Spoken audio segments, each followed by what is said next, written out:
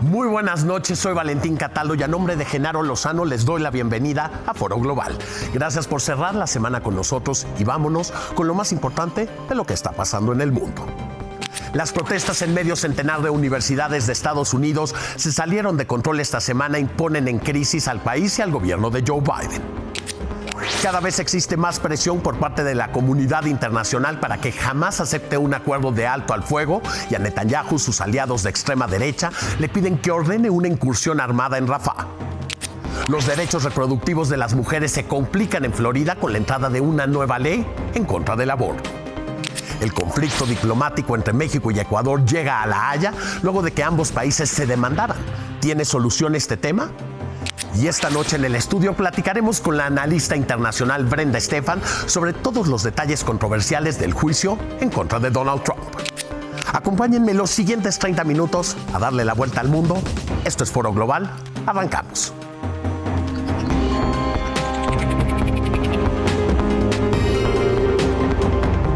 Iniciamos con los temas de esta noche. Hace poco más de 2 semanas se fueron dando una serie de protestas universitarias pacíficas en Estados Unidos en defensa del pueblo palestino.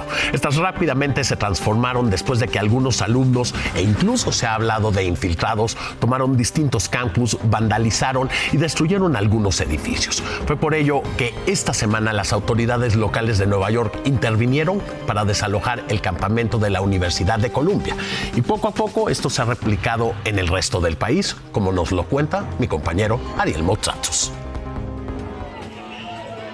La noche del martes, la policía de Nueva York ingresó al campus de la Universidad de Columbia y desalojó a las y los estudiantes, además de otras personas que llevaban 15 días acampando en protesta por los ataques de Israel en Gaza y en apoyo a la causa palestina.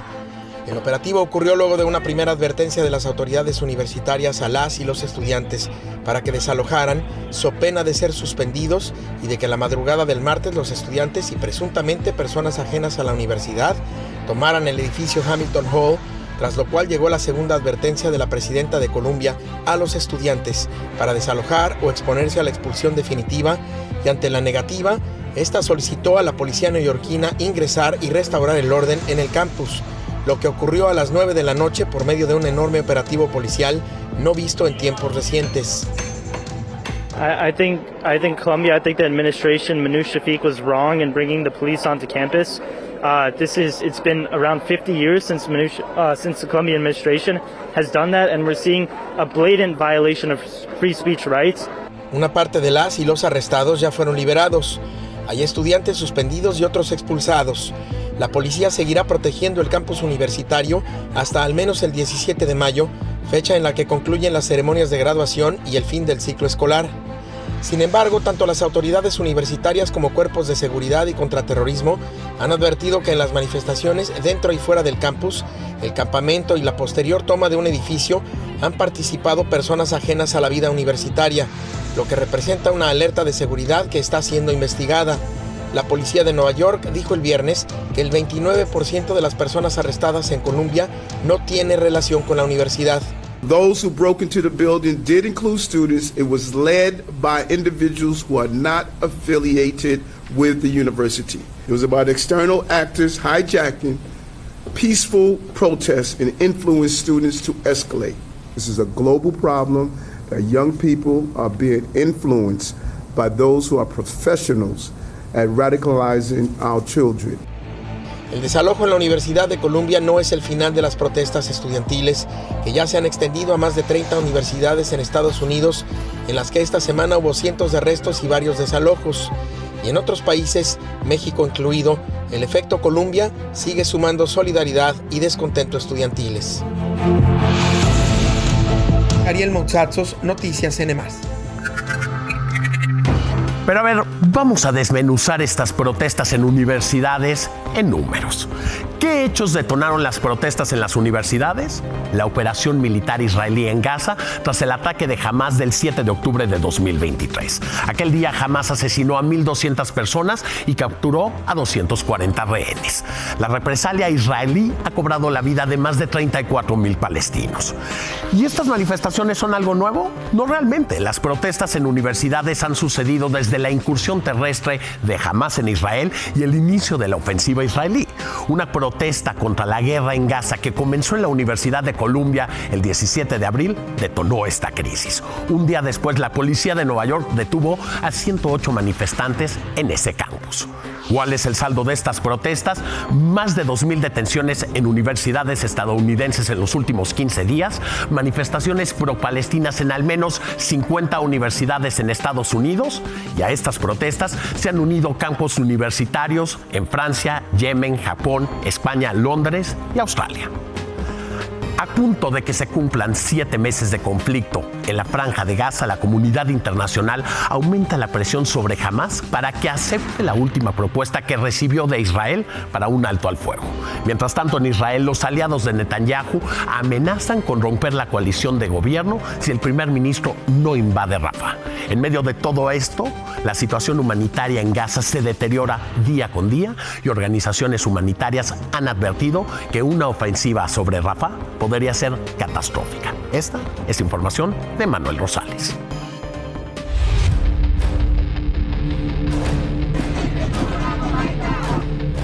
Hamas has before it a proposal that is extraordinarily generous on the part of Israel. And in this moment, the only thing standing between the people of Gaza and a ceasefire is Hamas. Tras varios meses con las negociaciones estancadas, la posibilidad de un nuevo acuerdo que permita un alto al fuego en la Franja de Gaza parece estar cada vez más cerca. En la que fue su séptima gira por Medio Oriente desde el 7 de octubre, el secretario de Estado Antony Blinken aseguró que su país está decidido a conseguir ya un alto al fuego, que lleve de vuelta a los rehenes a casa, por lo que pidió a Hamás que acepte el acuerdo. There is a very strong proposal on the table right now. Hamas needs to say yes and needs to get this done. A punto de cumplir 7 meses, el conflicto entre Israel y Hamás se encuentra en una etapa crítica, en la que podría alcanzarse una tregua indispensable para dar un alivio a la población de la franja, pero también en la que podría comenzar la temida operación terrestre en Rafah y provocar una catástrofe humanitaria. La propuesta, que está en manos de Hamás, incluye un alto al fuego inicial de 40 días y la liberación de unos 900 presos palestinos a cambio de 33 rehenes en situación vulnerable, como niños, mujeres y personas con problemas de salud. I'm against the entrance to Rafah. We need to stop the war. We need to bring back the hostages home. En total, el documento contempla 3 fases, por lo que el alto al fuego podría extenderse hasta 120 días, periodo en el cual podrían ser puestos en libertad todos los rehenes israelíes que permanecen secuestrados. Este acuerdo además sentaría las bases para una negociación que lleva a un periodo de calma más duradero. Pero las negociaciones penden de un hilo. Por un lado, el grupo islamista advirtió que podría abandonarlas si Israel invade la ciudad de Rafah. Por otro, los aliados de Netanyahu, que conforman el que es considerado como el gobierno más derechista en la historia del país, advirtieron con romper la coalición si no se lanza esta ofensiva. אם חלילה תחליט להניף דגל לבן ולבטל את הפקודה לכיבוש רפיח באופן מיידי לצורך השלמת משימת השמדת חמאס, לממשלה בראשותך לא תהיה זכות קיום. אדוני ראש הממשלה, זהו רגע גורלי לעם ישראל, ההחלטה בידיך. En Rafah se encuentran hacinados más de 1,5 millones de desplazados, que estarían en riesgo ante una ofensiva a gran escala. Pero Netanyahu considera indispensable la incursión terrestre para eliminar a los 4 batallones de Hamás que permanecen en la zona, y está decidido a lanzar la operación con o sin el apoyo de sus aliados. אנחנו ניכנס לרפיח כי אין לנו ברירה אחרת. אנחנו נשמיד את גדודי החמאס שם, אנחנו נשלים את כל יעדי המלחמה, כולל השבת כל חטופינו. On Rafah itself, look, our position is clear. It hasn't changed. It won't change. We will not support a major military operation in Rafah absent an effective plan to make sure that civilians. Organizaciones humanitarias han advertido que una ofensiva contra Rafah representaría una catástrofe humanitaria aún mayor que la que ya están sufriendo los palestinos entre la escasez y la devastación. Emanuel Rosales,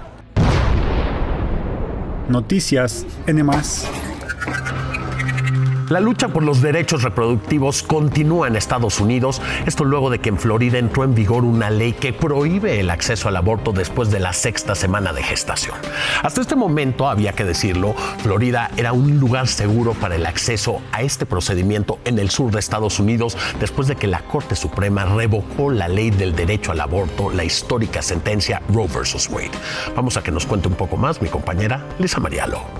La carrera por evitar los abortos en la Florida se empezó a cerrar desde abril del 2022, cuando el gobernador Ron DeSantis firmó una ley para reducir el aborto a las 15 semanas. We are viewing this in terms of protecting life as something that we see through. Really, if you look at what we've done this week, we're promoting fatherhood in Florida. 2 años después, la Corte Suprema Estatal revocó décadas de precedentes legales al dictaminar que las protecciones de privacidad de la Constitución del Estado no se extienden al aborto, lo que permite interrumpir el embarazo únicamente hasta las 6 semanas de gestación, medida que entró en vigencia el 1 de mayo pasado y que ha generado descontento en varias organizaciones.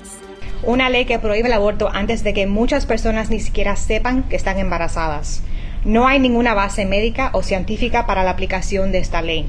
Los políticos sin títulos médicos están tomando decisiones sobre nuestra salud y para controlar nuestros cuerpos y nuestros futuros. Estadísticas oficiales indican que solamente el año pasado se practicaron más de 84,000 abortos en el estado del Sol, con precios que oscilan entre los $600 hasta los $1,000 dependiendo de las semanas de gestación. Estas clínicas se vieron rebasadas de pacientes, previo a que entrara en vigencia esta ley. Los métodos más utilizados en estos lugares eran los medicamentos vía oral, por lo que hacía de este proceso algo más práctico y sobre todo ambulatorio. So you're going to take this medication today. This is the medication that's going to end your pregnancy, okay? 24 to 48 hours later, you're going to start with these medications here. Pero esta medida sigue generando mucha controversia, pese a que sigue siendo un tema tabú en este estado. Para algunos más conservadores, este hecho es un delito, que pone incluso a sacar las creencias religiosas, espirituales y hasta políticas. Yo voto específicamente por quién está en contra del aborto. Las cosas económicas, otras cosas políticas, internacionales, eso es de menos. Para quienes no están de acuerdo con esta nueva ley, indican que estas medidas tan restrictivas no solo aumentarán las cifras clandestinas de este procedimiento, sino que obligarán a miles de mujeres a buscar esta alternativa en otros estados con medidas más amigables para el aborto. Vamos a continuar a través de nuestro navegador de pacientes, remitiendo pacientes a otros estados, tanto floridanos como pacientes de otros estados colindantes que tienen restricciones superiores a las del estado de Florida, como podría ser Arizona o Texas. Y es que pareciera que las leyes referentes a este tema se están convirtiendo en batallas políticas. Mientras los republicanos impulsan leyes más restrictivas, los estados con gobernadores demócratas derogan leyes que prohibían el aborto en su totalidad, como lo hizo la gobernadora de Arizona, Katie Hobbs, quien hizo oficial la derogación de la ley antiabortista que data de 1864. This ban needs to be repealed.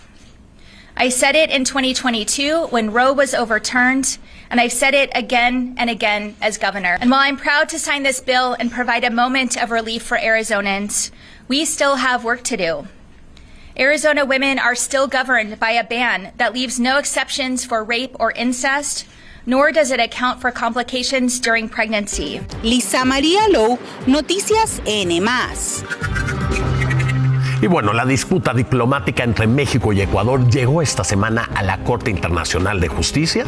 Esto luego de que nuestro país demandara al gobierno de Daniel Noboa por violaciones al derecho internacional a un mes de que la policía ecuatoriana ingresara de forma ilegal a la Embajada de México en Quito a retirar a un asilado político. Ecuador también demandó a México ante la misma instancia y esta semana ambos países tuvieron que acudir a esta corte. Esto es un trabajo de Roberto Santa Cruz.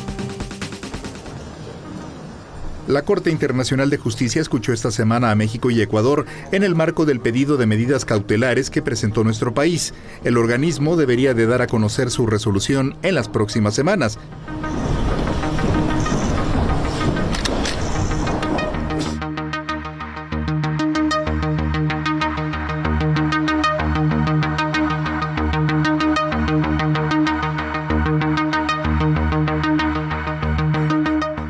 no fue el turno de México, que en la etapa oral presentó los argumentos por los que considera que el gobierno de Ecuador violó el pasado 5 de abril el derecho internacional al irrumpir de manera violenta en la embajada en Quito para llevarse al ex vicepresidente Jorge Glass, que estaba bajo condición de asilo.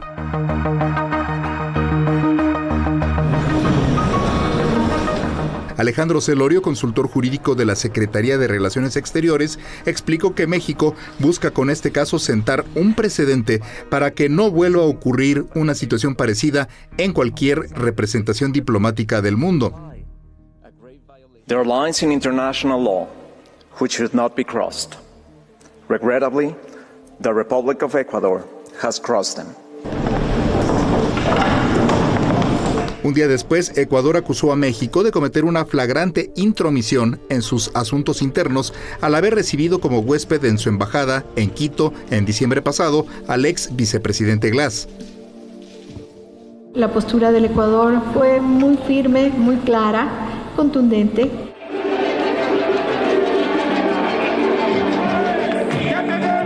Glass, quien sirvió bajo los mandatos de Rafael Correa y Lenín Moreno, fue condenado por los delitos de asociación ilícita y cohecho agravado en conexión con la trama Odebrecht, por los que fue sentenciado a 6 años y 8 años de prisión respectivamente.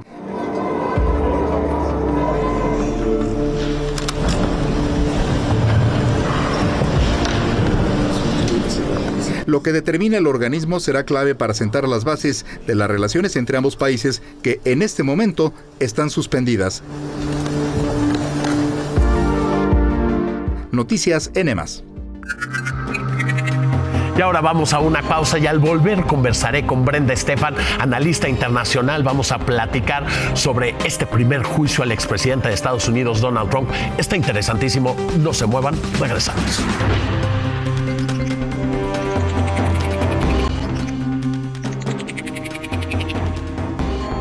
Me da mucho gusto conversar con Brenda Estefan, analista internacional, sobre cómo va el primer juicio en contra de Donald Trump, el primero de varios. Brenda, ¿cómo estás? Bienvenida. Muy buenas noches, Valentín. Un gusto estar contigo en este programa. ¿Cómo ves este juicio en contra de Donald Trump? Terminó la tercera semana, controversial. Pues mira, hay que recordar que Donald Trump enfrenta 91 cargos penales divididos en 4 juicios. Este es apenas uno de ellos. ¿De qué trata este juicio? Este juicio es en una corte del estado de Nueva York y tiene que ver con el dinero que habría dado Donald Trump durante la campaña de 2016 a 2 personas, a una actriz de la industria pornográfica, Stormy Daniels, y a una modelo de Playboy, Karen McDougal. Entonces, ¿qué se argumenta? Que Donald Trump falsificó los registros de su empresa para cubrir estos gastos, algo que es un delito en el estado de Nueva York, y eso es lo que está en discusión. Ya hay un jurado de 12 miembros que está analizando las pruebas. Parte del problema ha sido que Donald Trump repetidamente rompe esta famosa ley Mordaza que le impide hablar de lo que sucede en el juicio. Por la cual ya lo multaron con $9,000 esta semana. ¿Por qué? Porque el juez tiene la facultad de multarlo por cada vez que rompa esta norma hasta con $1,000, cosa que para Donald Trump no es ningún gasto mayor, y entonces él la sigue rompiendo. ¿Qué está haciendo el juez? Pues para prever que esto no continúe es, por ejemplo, tomar medidas del tipo de no informarle a la defensa de Trump quiénes serán los testigos, para que él no pueda empezar a tuitear antes de la sesión en contra de los testigos del Y a ver, aquí hay un tema importante. La Fiscalía lo que ha tratado de demostrar en estas semanas es que Donald Trump hizo hasta lo imposible por esconderle al electorado este escándalo.